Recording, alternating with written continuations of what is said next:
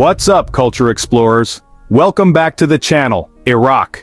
When you think of this ancient land, you probably picture the incredible birthplace of civilization, stunning historical sites like Babylon and the Ziggurat of Ur, and some of the most hospitable, generous people in the Middle East. And you know what? You're absolutely right. Iraq has mind-blowing archaeological treasures, rich literary traditions going back thousands of years, and a culture of warmth and hospitality that puts most countries to shame.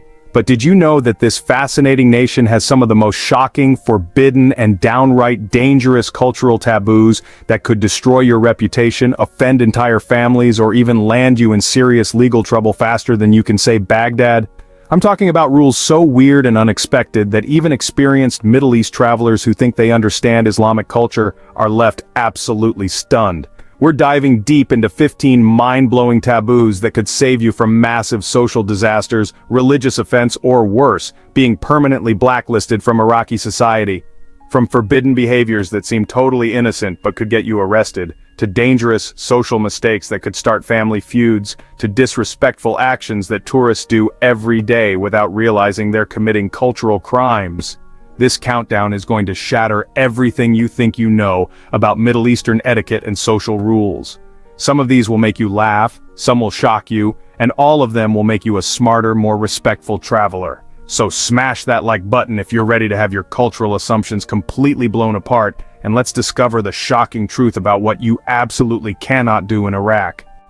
Number 15. Never wear bright red clothing in public. Starting our countdown at number 15, and this fashion choice could mark you as dangerous.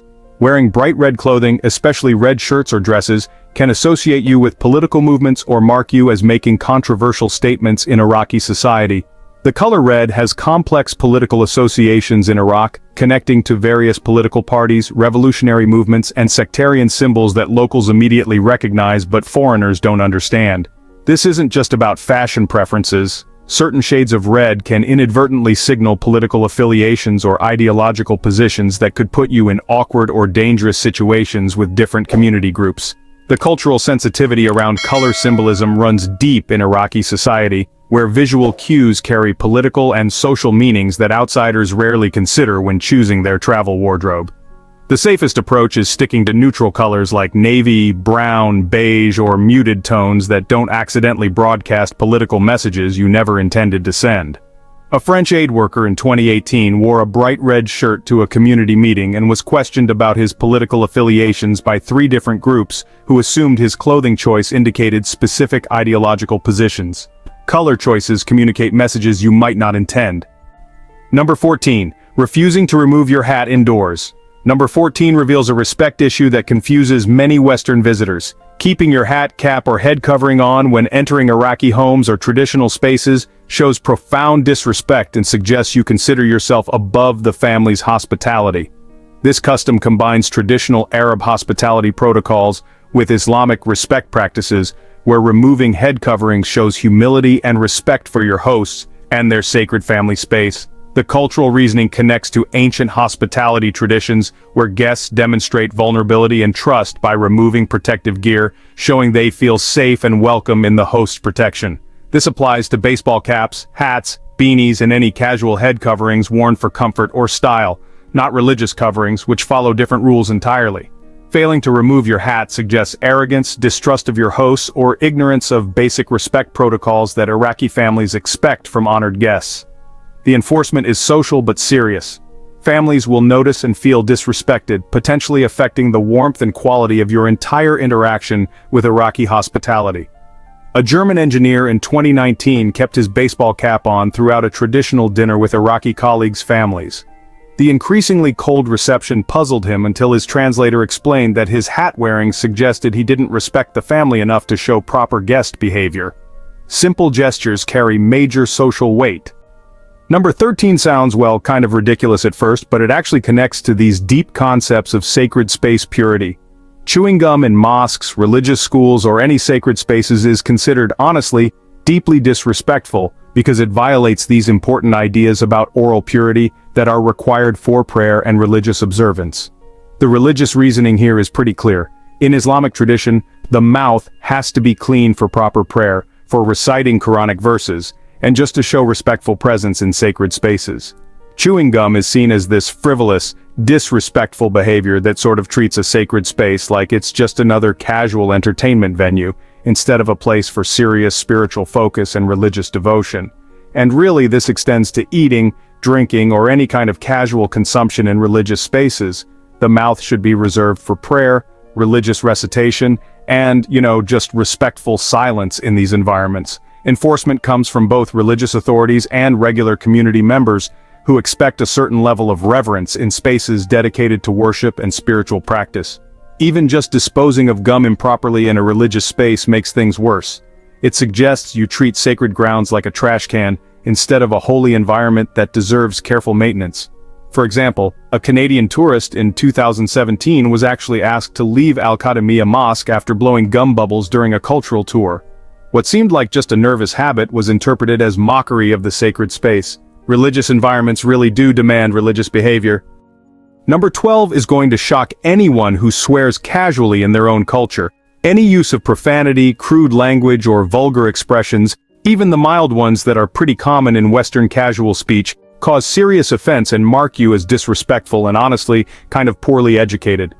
Iraqi society maintains these high standards for public speech, and what might be totally fine as casual language in Western contexts is considered deeply inappropriate and offensive in Iraqi social interactions. This includes mild profanity that a lot of Westerners wouldn't even think is serious, slang terms for body parts or functions, and even casual expressions that reference religious concepts in the wrong way. The cultural importance here is tied to Islamic speech ethics, traditional Arab respect for eloquent language, and these social expectations that educated, respectful people control their language carefully. Even when Iraqis themselves might use strong language in private, if foreigners use crude speech, it suggests disrespect for local values and a poor understanding of what counts as appropriate social behavior. The social consequences can be pretty significant: lost respect, damaged relationships, and being seen as culturally insensitive or just poorly raised. These are impacts that affect all future interactions. There was an Australian mining consultant in 2018 who used casual profanity during business meetings, thinking it showed friendly informality. But his Iraqi partners became more and more distant, until a colleague finally explained that his language actually suggested disrespect and poor character. Professional relationships really do require professional language. Number 11 reveals these hierarchy concepts that, honestly, most people from egalitarian cultures never even consider. Positioning yourself physically higher than elderly people, religious leaders, or respected community figures shows profound disrespect for social hierarchy and Islamic respect traditions. This means you have to be pretty conscious of seating arrangements, standing up when elders enter, and making sure your head level doesn't go above theirs during conversations or social interactions. The cultural reasoning here combines Islamic respect for elders with traditional Arab social hierarchy, where age, wisdom, and religious authority deserve physical recognition through respectful positioning. This applies to chairs, couches, floor seating, and even standing positions. Your physical elevation compared to respected figures actually communicates social messages about respect and recognizing hierarchy. Violating these height protocols suggests you don't really understand or respect Iraqi social structure, Islamic values about honoring elders, or even just basic social courtesy. The enforcement is immediate and social. Respected figures and other community members will notice if you position yourself disrespectfully and judge your character and cultural awareness right away. For example, a Swedish diplomat in 2019 stayed seated when an elderly tribal leader entered a reconciliation meeting. The offense was so obvious that it required a formal apology and an explanation of Swedish egalitarian customs versus Iraqi respect traditions. Physical positioning really does communicate social respect. Number 10 challenges casual Western habits about public consumption. Consuming food or beverages while walking through public spaces is considered undignified, disrespectful behavior that suggests poor upbringing and lack of social awareness. Iraqi social customs emphasize dignified public behavior where eating and drinking should occur in appropriate spaces designed for consumption, not casually while conducting other activities. The cultural reasoning connects to traditional concepts of dignity, proper social behavior, and respect for food as a blessing that deserves focused attention rather than casual multitasking. This includes street food, beverages, snacks, and any consumption while walking, shopping, or moving through public areas. Eating requires sitting and focused attention. Violating consumption etiquette marks you as poorly mannered and suggests you don't understand basic concepts of dignified public behavior that Iraqi society expects. The social consequences include stares, judgment, and perception as culturally insensitive or poorly educated about appropriate social conduct in traditional societies. A Norwegian backpacker in 2018 ate street food while walking through Baghdad's Rashid Street, puzzling locals who found his casual public consumption disrespectful and undignified. Eating requires appropriate space and focused attention. Number 9 reveals a superstition that many Iraqis take very seriously. Whistling, especially indoors or in traditional spaces, is believed to attract evil spirits, bring bad luck, and disturb spiritual balance in ways that make people genuinely uncomfortable. This superstition combines Islamic beliefs about spiritual protection with traditional folklore that treats whistling as communication with unseen forces that could bring harm or misfortune. Many Iraqis, even educated urban professionals, feel genuinely uncomfortable around whistling, and will ask you to stop or leave spaces where you're whistling casually. The cultural impact goes beyond personal superstition. Whistling in family homes or traditional spaces can make your hosts feel you're bringing spiritual danger into their protected environments. This applies to casual whistling while walking, tune humming that becomes whistling, and any intentional whistling sounds that might seem harmless to non-superstitious visitors. The enforcement is both social and spiritual. People will genuinely believe you're creating spiritual risks and will react with real concern rather than simple cultural preference. A Danish teacher in 2017 whistled casually during a school visit, causing such distress among Iraqi staff that they asked him to stop and explain the spiritual dangers they believed his whistling created. Superstitions deserve respect even when you don't share them. Number 8, complimenting someone's children too enthusiastically. Number 8 connects to the evil eye belief that protects Iraqi families. Excessive praise or, really enthusiastic compliments about Iraqi children can actually trigger fears of the evil eye or Ain al-Hasad and make parents genuinely worried about their children's safety and well-being. The evil eye concept suggests that too much admiration or praise can attract supernatural harm or jealousy, bringing misfortune, illness, or problems to the person being praised, especially vulnerable children. So parents might get uncomfortable, worried, or even a bit protective if foreigners praise their children too enthusiastically, because they fear that intense admiration could attract spiritual harm. The cultural protection involves modest responses to compliments, protective prayers, and sometimes just avoiding situations where their kids get a lot of attention from outsiders. This doesn't mean you can't appreciate children, but, honestly, enthusiastic or repeated compliments should be balanced with protective phrases like mashallah, which means God has willed it, to ward off evil eye effects. The spiritual importance is real. Many Iraqi families truly believe excessive praise creates real dangers for their kids and will take protective actions accordingly. For example, a British pediatrician in 2018 enthusiastically praised children during a medical mission, which actually caused parents to become worried and request spiritual protection rituals. Her medical expertise just couldn't overcome those cultural spiritual concerns about excessive praise. Number 7. Touching or moving religious items without permission. Number 7 could get you accused of sacrilege. Handling prayer beads, religious texts, Islamic calligraphy, or sacred objects without explicit permission really violates religious boundaries and shows profound disrespect for Islamic spiritual practices. Religious items are considered spiritually charged objects that require ritual purity, proper intention, and respectful handling, something untrained or non-Muslim visitors might not fully understand. This includes Qurans, prayer rugs, religious artwork, Islamic calligraphy, prayer beads or tasbih, and basically any objects used for religious purposes or decorated with religious symbols. The religious sensitivity here comes from Islamic purity requirements where sacred objects deserve special respect, proper handling, and protection from inappropriate contact. Even well-intentioned curiosity or appreciation can be seen as disrespectful interference with sacred objects that serve specific spiritual purposes for their owners. The consequences can include serious offense, religious lectures about proper respect, and even potential accusations of intentional sacrilege or cultural insensitivity. For instance, a Japanese art historian in 2019 examined Islamic calligraphy in a private collection without asking permission, which caused the owner to feel his sacred art had been spiritually contaminated by improper handling. Sacred objects require sacred respect. Number 6. Haggling aggressively over small amounts.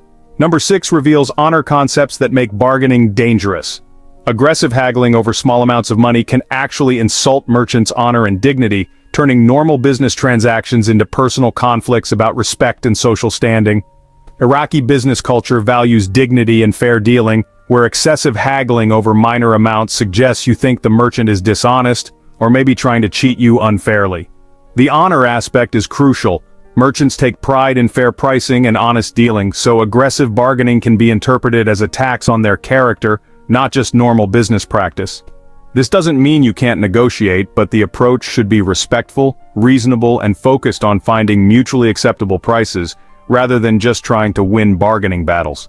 Crossing honor boundaries can escalate simple transactions into heated conflicts, where merchants feel the need to defend their reputation and dignity against perceived insults from aggressive foreign customers. The social consequences actually extend beyond individual transactions. Word spreads about disrespectful customers who insult merchants' honor through inappropriate bargaining behavior. For example, a German tourist in 2018 haggled aggressively over a few dollars at Baghdad's Mutanabi Street book market, offending the merchant so deeply that other vendors refused to serve him. Honor matters more than small amounts of money. Number 5 violates privacy and spiritual boundaries simultaneously. Photographing people during meals or prayer honestly violates both privacy expectations and religious boundaries that treat these activities as personal, spiritual moments that are just not appropriate for documentation. Eating and praying are considered intimate, personal activities that really deserve privacy and respect, not tourist documentation or casual photography by outsiders. The religious aspect here is particularly serious. Prayer is private communication with Allah that requires focus, spiritual purity, and protection from distractions or, inappropriate attention. This includes candid shots during family meals, street photography of people eating, and any documentation of religious observance without explicit permission and understanding. The cultural protection extends to family privacy concepts, where personal activities within family or religious contexts absolutely deserve respect and protection from outside observation. Violations can trigger some pretty serious confrontations about privacy invasion, religious disrespect, and inappropriate behavior that suggests you just don't understand boundaries between public and private activities. For example, a South Korean photographer in 2017 took candid shots of people eating at a traditional restaurant, causing such offense that management asked him to delete the photos and leave. Personal activities deserve personal privacy. Number 4 could create enemies in tribal communities.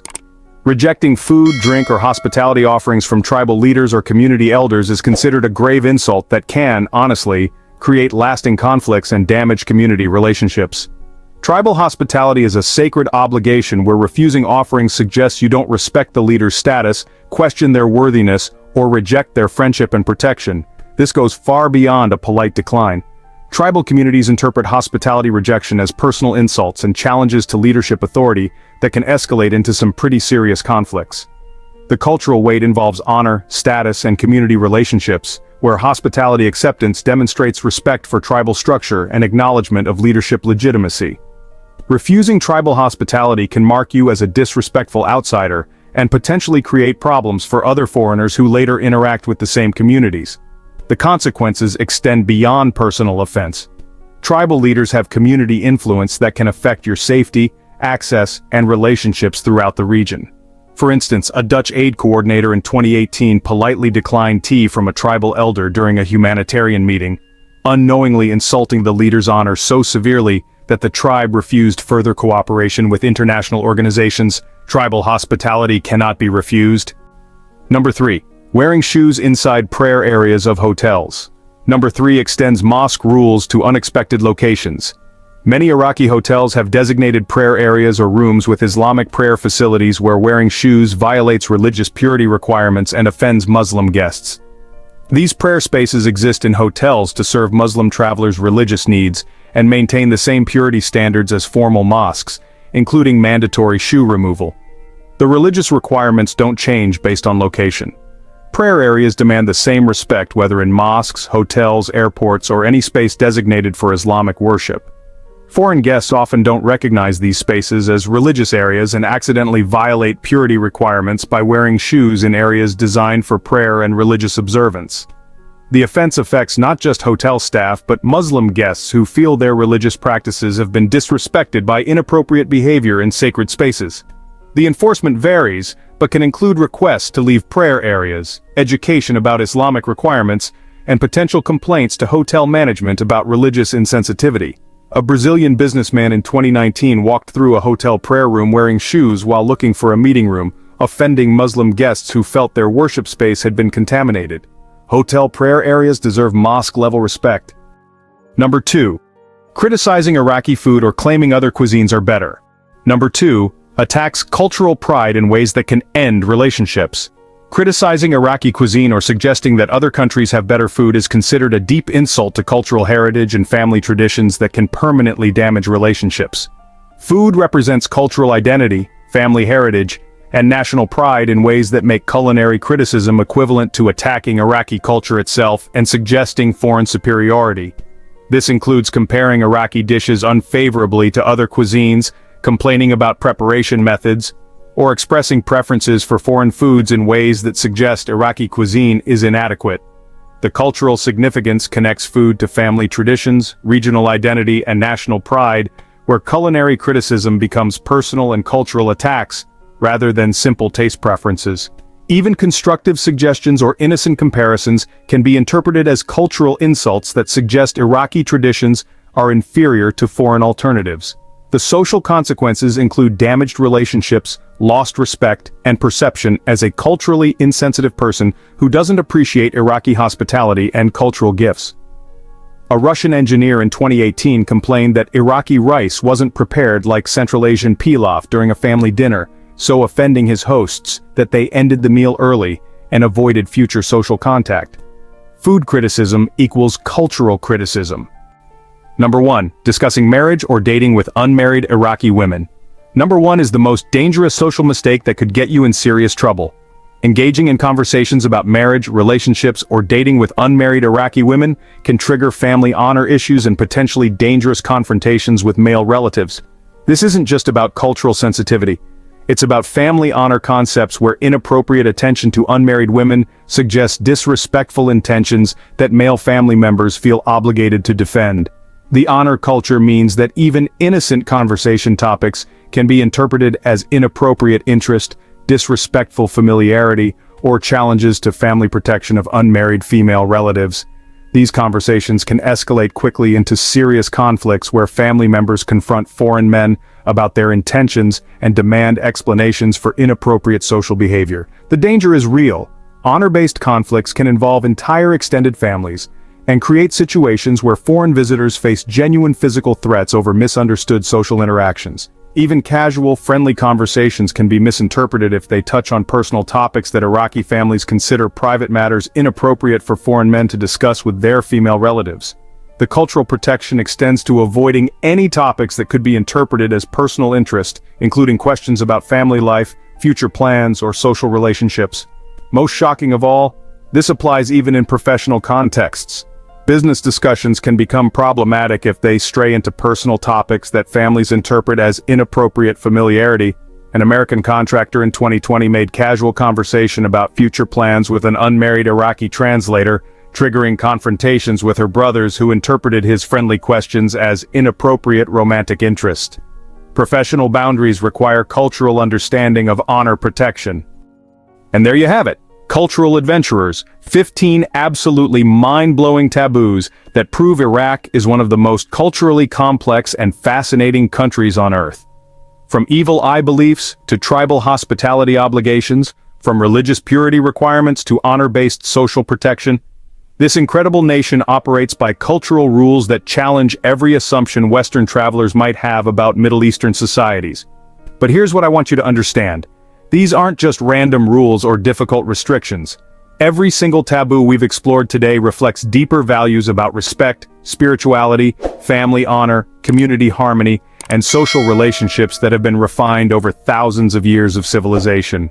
Iraq isn't just the birthplace of human writing, mathematics, and agriculture, it's also the birthplace of sophisticated social systems that prioritize community well-being, religious devotion, and interpersonal respect in ways that modern individualistic societies often forget.